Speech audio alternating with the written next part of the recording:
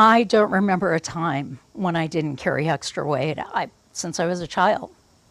And that subjected me to a lifetime of bullying and ridicule. Just as cruel as the ridicule, the cycles of weight loss and eventual weight gain left Patty Neese feeling broken. Every time I went on a diet and failed at sustained weight loss, I just went down the spiral of shame. Became more and more ashamed. And eventually I stopped trying. But she started fighting to stop weight bias, not only in our society, but within the medical community. Patty is chair of the Obesity Action Coalition.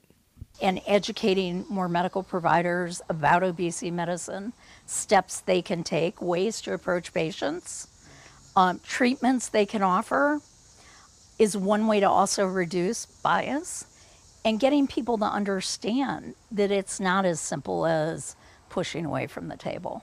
According to the Stop Obesity Alliance, only 61% of physicians surveyed say they felt comfortable counseling patients on obesity intervention.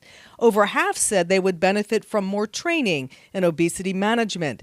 A University of Connecticut study found 19% of patients with obesity would avoid future doctor's appointments if a physician made them feel stigmatized. I have specifically put off medical care many times over the years so that I avoid the shame and embarrassment. And she says bias can lead to misdiagnosis. An orthopedic doctor diagnosed Patty's hip discomfort as, quote, obesity pain, when she actually had severe scoliosis. He didn't examine me. The only time he touched me was when he shook my hand on his way out of the door. He just refused to look past my weight. And I wish I could say that's unusual. It's not. Millions of people in larger bodies experience the same thing. As the number of prescriptions increase, Dr. Bill Dietz and colleagues with the Stop Obesity Alliance are working to educate doctors. It's not considered a disease the way those of us in the field think about it.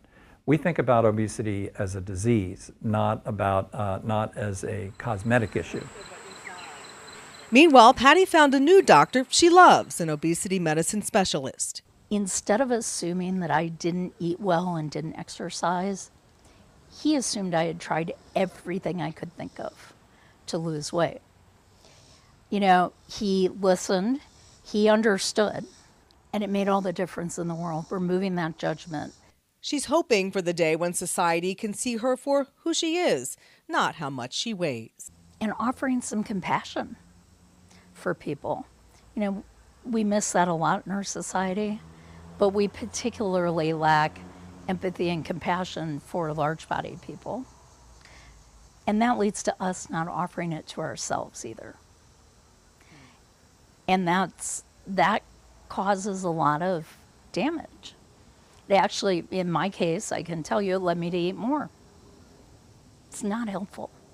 The shame and blame is not helpful. It hurts. Mindy Becerra, WBAL TV 11 News. Well, if you would like more information on advocacy and support for people with obesity, you can go to obesityaction.org.